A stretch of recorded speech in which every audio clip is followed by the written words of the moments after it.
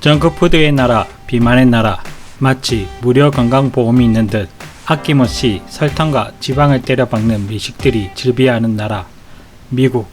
맛을 위해서는 건강과 칼로리는 전혀 신경을 안 쓸 것 같은 미국이지만 이런 식문화에 반발하듯 건강한 식단, 건강한 식재료에 대한 수요도 만만치 않게 높다고 합니다. 그런 미국에 지금 떠오르고 있는 음식 하나가 있습니다. 바로 두부. 그리고 이 미국 두부 시장에서 왕자의 자리를 차지하고 있는 나라가 있다고 합니다. 바로 대한민국이라고 합니다.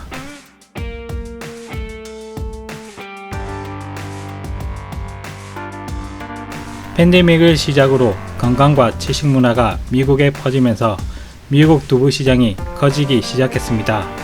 미국의 유명 요리 유튜버나 채식 유튜버들이 두부를 이용한 요리와 섭취 방법을 영상으로 만들면서 유럽과 북미의 두부 시장 규모가 2016년 3억 7,200만 달러에서 2021년 7억 500만 달러로 5년 만에 약 2배 가까이 성장했습니다. 그리고 그동안 북미 시장에서 두부는 일본과 중국 회사들이 장악하고 있었다고 하는데요. 그런데 이제 북미 두부 시장은 한국 회사가 70%로 장악했다고 합니다. 한국은 어떻게 단시간에 일본과 중국이 장악한 두부 시장을 제패할 수 있었던 것일까요? 그 중심에는 풀무원이 있었습니다. 1991년 풀무원은 일본과 중국이 장악한 미국 두부 시장에 미국 LA에 풀무원 USA를 세우고 두부를 주력으로 현지 공략에 나서기 시작합니다.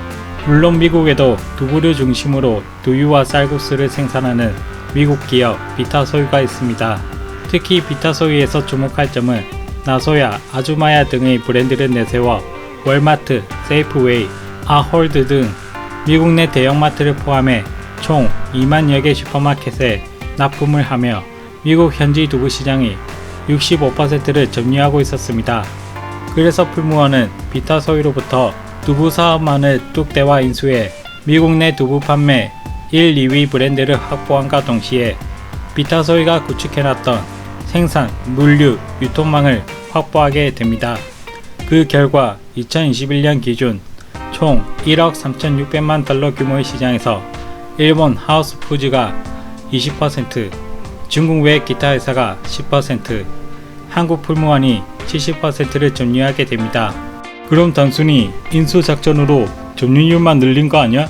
라고 단순하게 생각할 수만은 없는 것이 미국 현지 교민들 위주의 마케팅에서 벗어나 두부 현지화 전략 아래 미국인들이 선호하는 단백질 함량을 1.8배 이상 높인 하이 프로테인 두부 개발, 국내 두부보다 경도를 2에서 4배 높여 단단하게 만든 슈퍼펌 두부, 콩 특유의 비린내를 제거하고 소스를 넣어 구운 시즈닝 두부 개발, 토핑용 두부 및 햄버거 패티형 두부 개발 등 다양한 제품군을 개발하여 미국 현지인들 공략에 성공해냅니다. 특히 유통기한을 60일로 14일인 국내보다 4배나 높여 땅 덩어리가 넓은 미국 시장에 안정적인 유통 과정을 구축하면서 미국 소비자들이 부담없이 구입해 먹을 수 있게 유통기한이란 장벽을 허물었습니다. 거기다 풀무원은 미국뿐만 아니라 일본 시장에도 진출해 일본 두부 시장 공략에도 나서고 있습니다. 지난 2014년 일본 두부 시장 4위 업체인 아사히 식품공업을 인수해 회사명을 아사히코로 바꾸고 일본 전국 대형 유통점과 슈퍼마켓에 두부를 공급하고 있습니다. 일본 시장은 한국과 마찬가지로 두부 수요도 높고 자국 기업이 절대적인 영향력을 펼치고 있죠. 그래서 풀무원은 새로운 두부 제품을 개발합니다.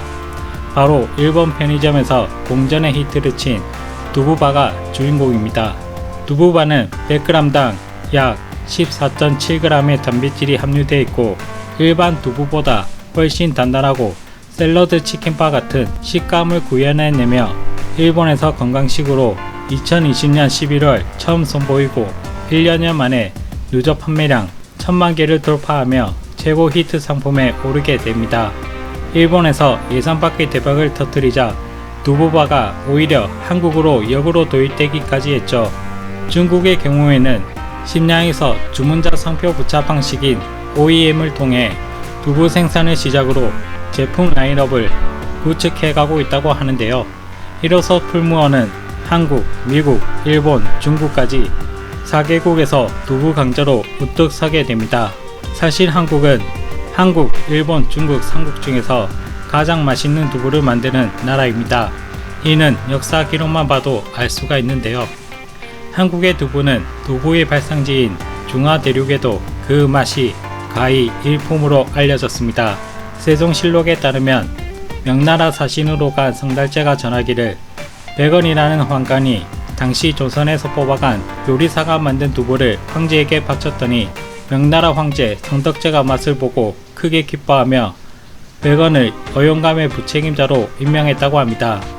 심지어 명나라 황제가 조선에 두부를 잘 만드는 사람을 명으로 보내라는 칙서까지 보냈다고 합니다. 또한 일본에 두부를 전수한 것 역시 조선이었습니다. 임진왜란 때 일본으로 끌려간 조선인이 일본에서 두부를 만들면서 일본에도 두부가 전파되었다는 게 정설이지만 일본의 일부 구구적 성향의 학자들이 당나라에서 두부 기술을 배워와 먹어왔다며 한국 전파론을 부정하는 주장을 하고 있습니다. 하지만 일본 시코쿠 고치시 현립도서관에 소장돼 카이잔슈 전 시권 중 9권에 보면 두부에 관해서 어떤 책에 전해져 오기를 옛날 이 나라에는 두부가 없었다. 1592, 1595년에 초소카베 모토치카가 조선의 포로들을 끌고 이곳으로 돌아왔을 때 그 중에 바코인이라는 사람이 있었다.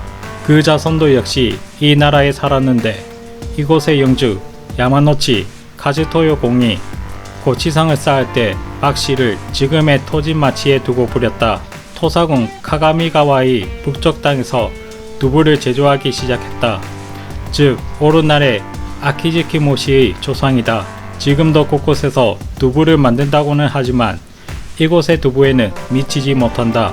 두부 점포가 68호 이상 증가하는 것을 허용하지 않았다.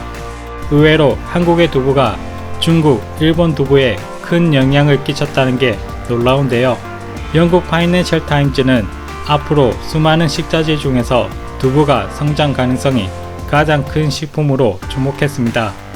이제 본격적으로 한중일 삼국의 치열한 두부 경쟁이 예상되는데요. 한국의 두부가 세계인의 표준으로 자리잡아 토프라는 이름 대신 한국 이름 두부로 불렸으면 좋겠습니다.